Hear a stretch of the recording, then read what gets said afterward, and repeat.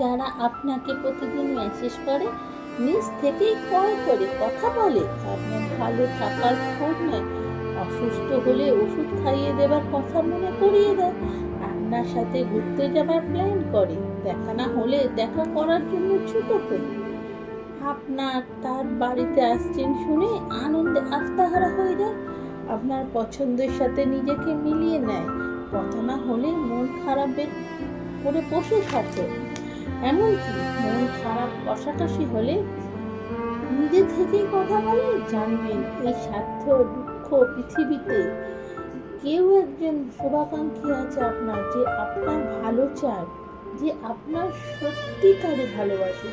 আপনি শুধু তার সাথে একটু ভালো ব্যবহার করুন, মন থেকে তাকে শুধু একটু ভালো রাখুন, একটু ভালোবাসুন। আপনি ভাবতেও পারছেন না সে আপনার জন্য ঠিক কতটা স্যাক্রিফাইস করতে পারে।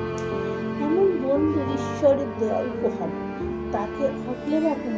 ভাগ্য ভালো না হলে এমন বন্ধু পায় না, চরম দুর্ভাগ্য না